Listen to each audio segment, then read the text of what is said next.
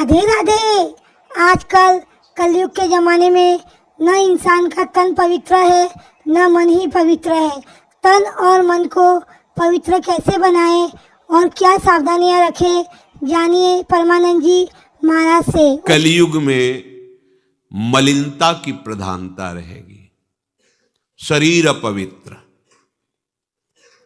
शरीर को सजाने में प्रियता है, लेकिन पवित्रता क्या है ये ज्ञान नहीं है।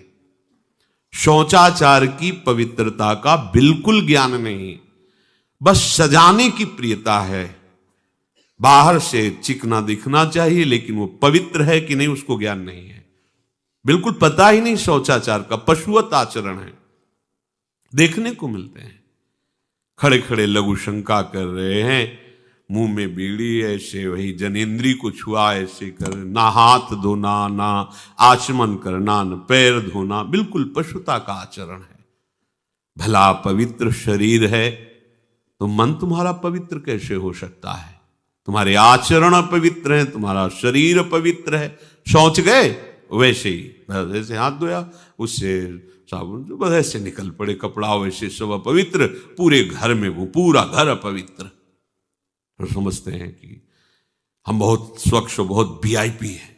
वीआईपी का मतलब बहुत अपवित्र हैं, उनको ये ज्ञान नहीं। और एक रंग चढ़ा है नए समय में, जूता मोजा पहनकर भोजन पा रहे हैं।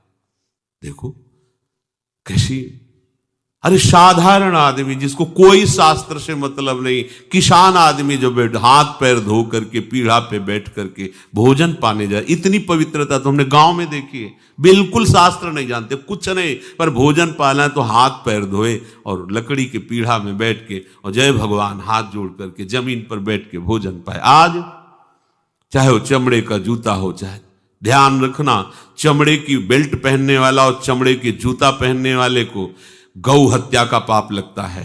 अगर वो इन पशुओं से जो चमड़े निकाल कर निर्माण किया जाता है, जूता बेल्ट आदि, ये जो गृहस्थी जन इनका प्रयोग करते हैं, तो उसे गौ हत्या का दंड मिलता है।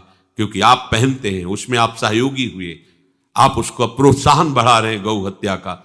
ये अब वही सब पहने, वही सोच में कपड़े पहने हैं, वही भोजन में कपड़े पहने हैं, साधना होगी, पवित्रता ही नहीं जानते हैं।